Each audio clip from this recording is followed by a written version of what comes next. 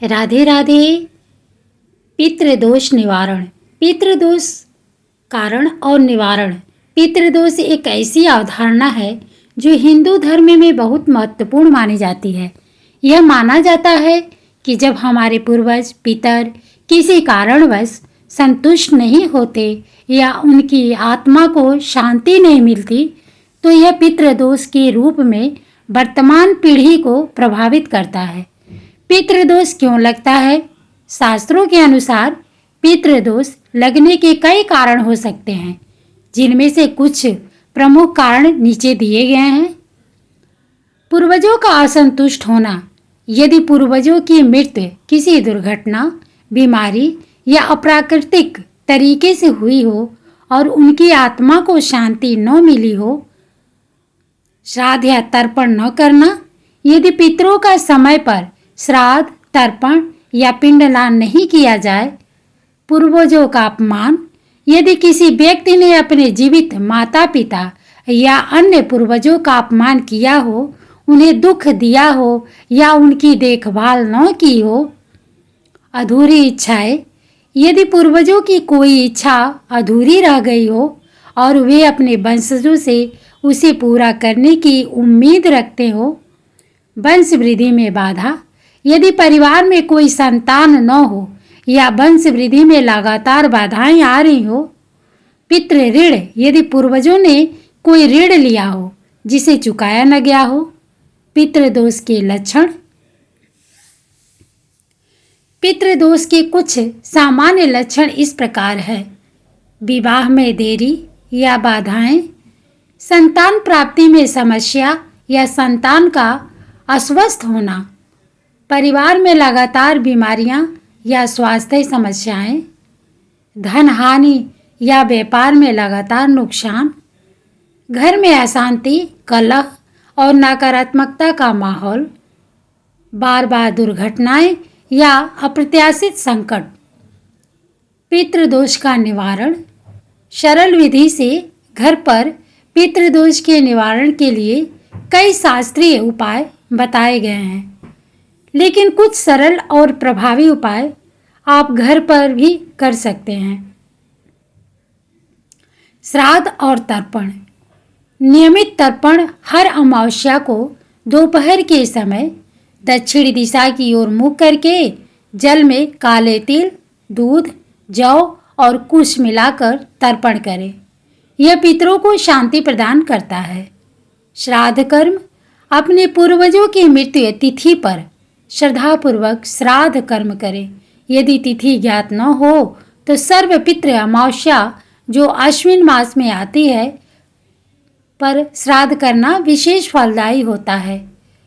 इसमें ब्राह्मण को भोजन कराना, दान देना और पितरों के निमित्त पूजा करना शामिल है। पिंडदान। यदि संभव हो तो किसी पवित्र स्थान जैसे गया, हरिद्वार, प्रयागराज पर जाकर पिंडदान करें। यह पितरों की मुक्ति के लिए अत्यंत महत्वपूर्ण माना जाता है। गाय को भोजन। हर दिन भोजन का पहला हिस्सा गाय को खिलाएं।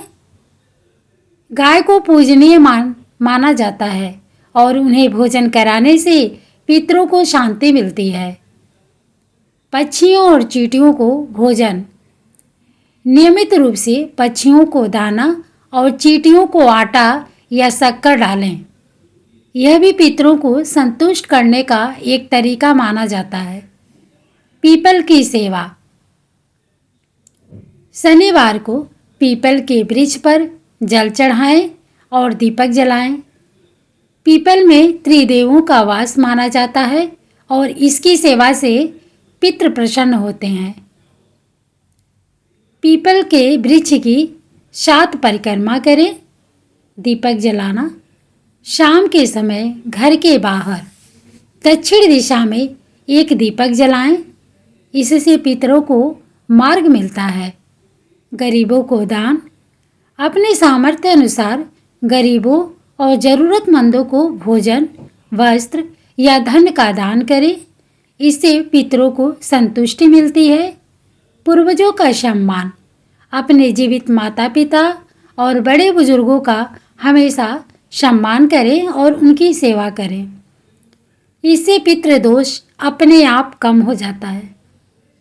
भगवत गीता का पाठ घर में नियमित रूप से भगवत गीता का पाठ करें। यह आत्मा को शांति प्रदान करता है और पितरों को भी मोक्ष की प्राप्ति में सहायक होता है। क्षमा याचना। यदि आपको लगता है कि आपने किसी पूर्वज को जाने अनजाने में दुख पहुंचाया है तो मन ही मन उनसे क्षमा याचना करें। वास्तु के अनुसार घर में क्या करें? वास्तुशास्त्र के अनुसार भी पितृदोष के निवारण के लिए कुछ उपाय किए जा सकते हैं। दक्षिण दिशा का महत्व। घर की दक्षिण दिशा को पितरों की दिशा माना जाता है। इस दिशा में कोई भारू वस्तु न रखें और न ही कोई नकारात्मक वस्तु रखें। पूर्वजों की तस्वीरें घर की उत्तर दिशा की ओर की दीवार पर इस तरह लगाएं कि उनका मुख दक्षिण दिशा की ओर। उन्हें कभी भी बेडरूम या किचन में न लगाएं। उनकी तस्वीरों को माला पहना कर रखें और उनकी सफाई का ध्यान रखें। पानी का फव्वारा या जल स्रोत। घर में पानी का कोई फव्वारा या जल स्रोत जैसे एक्वेरियम ईशान कोण उत्तर पूर्व में रखें। इससे सकारात्मक ऊर्जा का संचार होता है। घर की साफ सफाई। घर को हमेशा स्वच्छ और व्यवस्थित रखें। खासकर अमावस्या के दिन घर की अच्छे से सफाई करें। नमक के पानी का पोछा। हफ्ते में 1-2 बार घर में नमक के पानी का पोछा लगाएं। यह नकारात्मक ऊर्जा को दूर करता है। धूप दीप। सुबह शाम घर में धूप और दीपक जलाएं। इससे सकारात्मक ऊर्जा का संचार होता है। तुलसी का पौधा। घर में तुलसी का पौधा लगाएं और उसकी नियमित पूजा करें। तुलसी को मोक्षदायिनी माना जाता है।